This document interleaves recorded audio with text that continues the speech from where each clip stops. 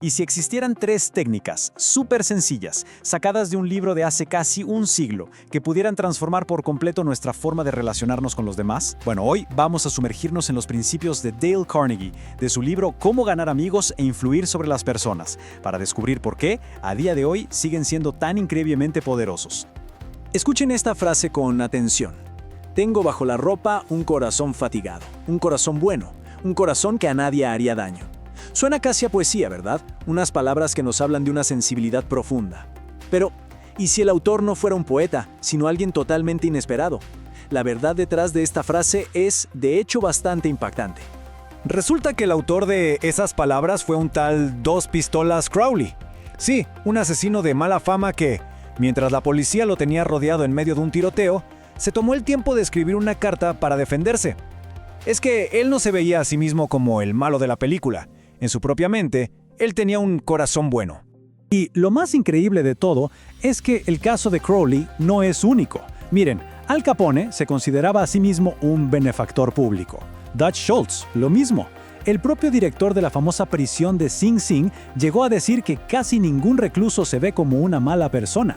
De alguna manera, todos encuentran la forma de justificar lo que hicieron. Pensemos en esto un segundo.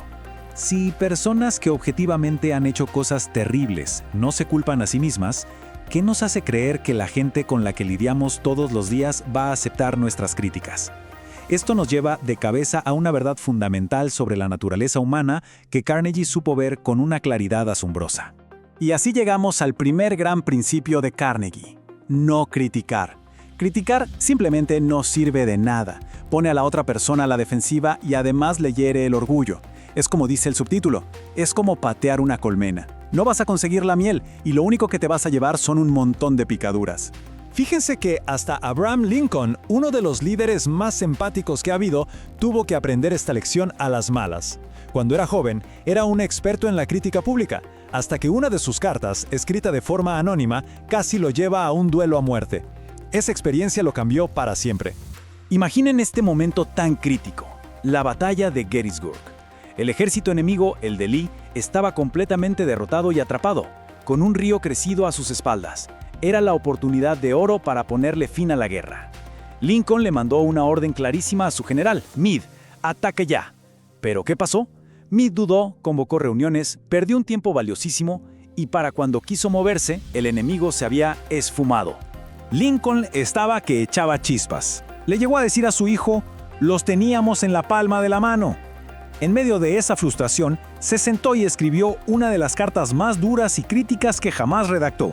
Pero aquí viene lo más interesante. Esa carta nunca llegó a su destino. La encontraron entre los papeles de Lincoln mucho después de su muerte. Entonces, la pregunta es, ¿por qué no la envió? Seguramente Lincoln, al mirar esa carta, se puso en los zapatos de Meade.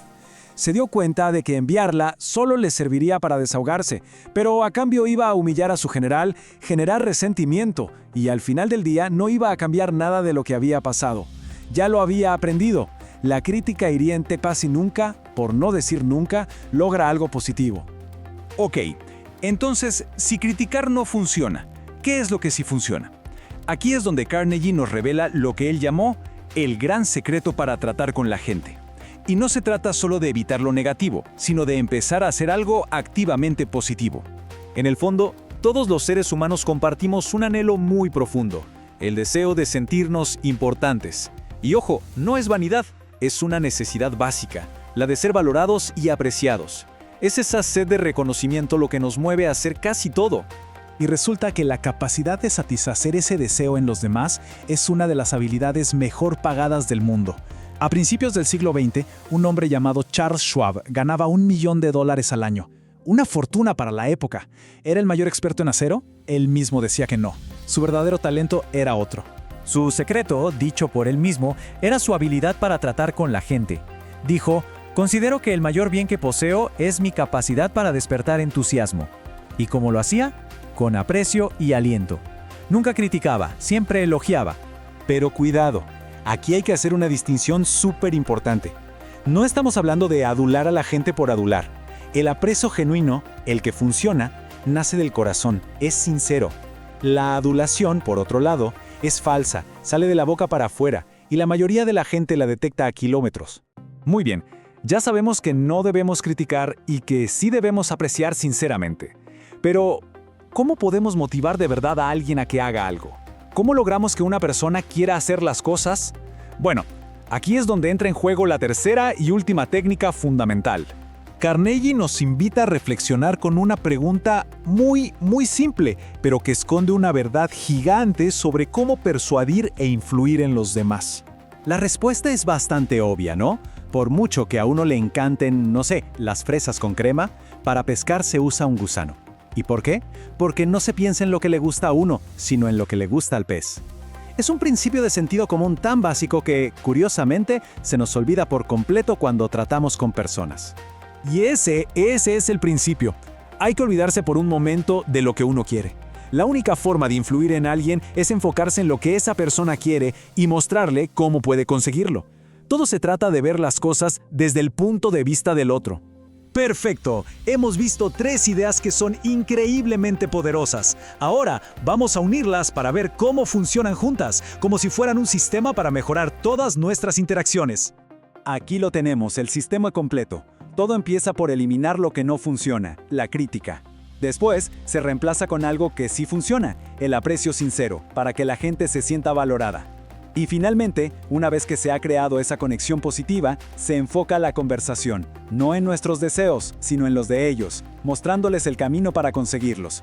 Esto no se trata de simples reglas de cortesía, es una forma completamente distinta de ver el mundo, desde la perspectiva de los demás. La verdadera pregunta no es si funcionan o no, sino ¿con quién se va a empezar a ponerlas en práctica? El poder de cambiar nuestras relaciones está literalmente en nuestras manos.